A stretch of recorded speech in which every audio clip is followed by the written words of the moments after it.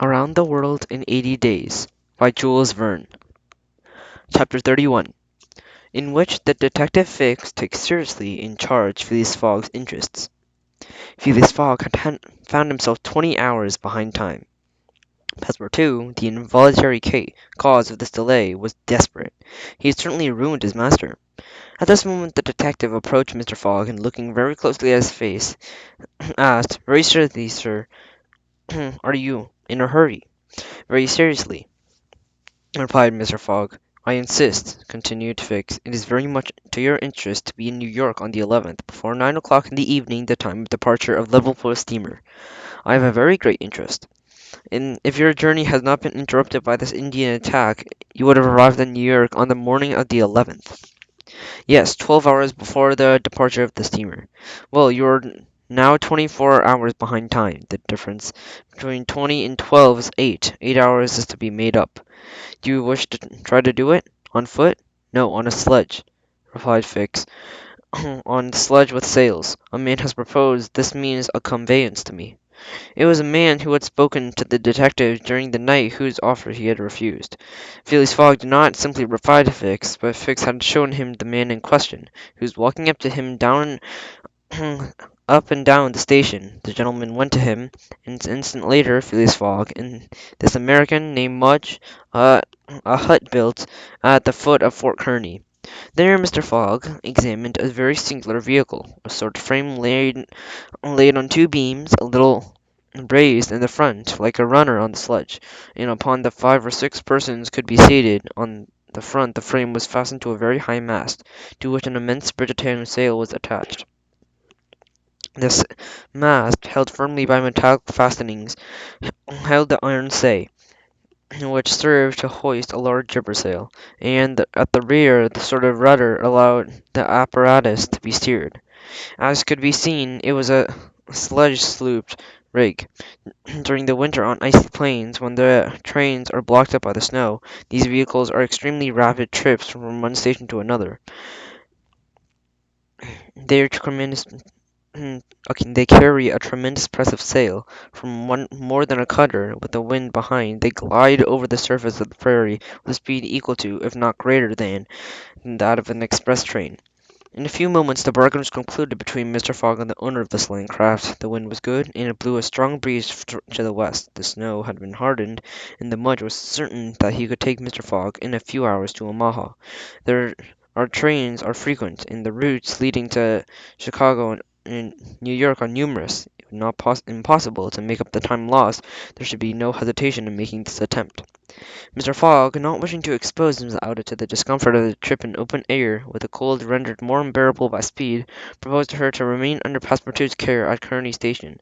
The honest fellow would undertake her and bring her to Europe by a better route and under more acceptable conditions. Mrs. Owl refused to be separated from Mr. Fogg, but Passepartout were very happy at this determination. Indeed, nothing in the world would have induced him to leave his master, and Fix was to accompany him. As to what the detective then thought, it would be difficult to say. He had his convictions shaken by Phileas Fogg's return, or did he consider him a very shrewd rogue, who, having accomplished his tour of the world, believed that he would entirely be safe in England. Perhaps Fick's opinion concerning Phileas Fogg was really modified, and there was nothing the less decided to his duty. And more impatient than all that hastened with all his might in return. At 8 o'clock the sledge was ready to start. The traveller, we are tempted to say the passenger, took their places and wrapped themselves closely in the travelling cloaks, and two immense sails were hoisted, and under the pressure of the wind the vehicle slipped over the hardened snow with a speed of 40 miles an hour. The distance between Fort Kearny and Omaha is, in a straight line, in a bee line, as Americans say, 200 miles at most. If the wind continues, this distance could be accomplished in 5 hours. If no accident happens, then the sledge ought to be reached Omaha at 1 o'clock in the afternoon. What a journey! The travelers huddled up against each other and could not speak. The cold, increased by speed, cut off their words, and the sledge glided as lightly over the surface as a vessel over the surface of the water, with a swell at least, and when the breeze came skimming the earth, it seemed as if the sledge was lifted from the ground by its sails, which were like two huge wings.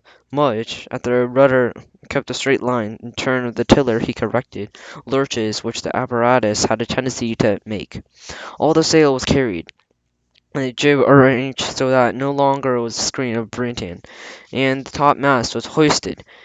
And the other sail could not be exactly estimated, but certainly speed of the sledge could be not less than 40 miles an hour. "If nothing breaks," said Mudge, "we shall arrive."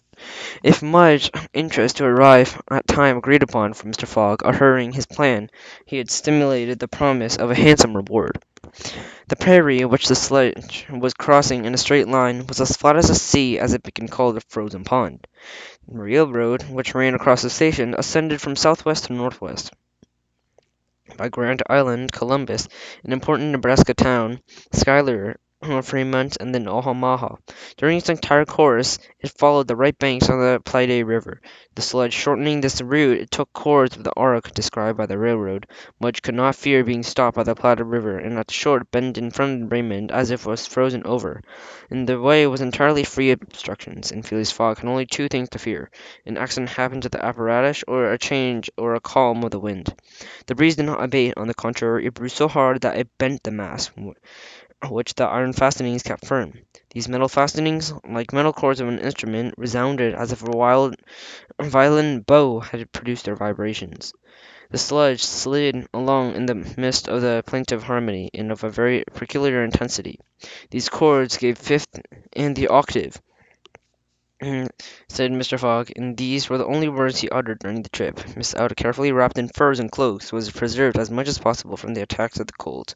Passepartout, his face red as a solar disk when it set upon the whisk, drew in the biting air. In the depth of the unshaken confidence that he possessed, he was ready to hope again. Instead of arriving at New York in the morning, they would arrive here in the evening. But there might be some chance that would be before the departure of the Liverpool steamer. Passepartout even experienced a strong desire to grasp the hand of his ally Fix, and he did not forget that it was the detective himself who procured the sledge with the sails, and consequently only means there reached Omaha in good time, but by some unknown presentiment he kept himself in his accustomed reserve. At all events, one thing Passepartout would never forget was the sacrifice that Mr. Fogg had unhesitatingly made to rescue him from the hands of the Sauks. And as for that, Mr. Fogg had risked his fortune and his life. No, for a servant would not forget him. Whilst one of the travellers allowed himself to wander in such various reflections, the sledge flew over the immense carpet of snow. If it passed over the creeks, the tributaries or sub-tributaries of Little Blue River, they did not perceive it.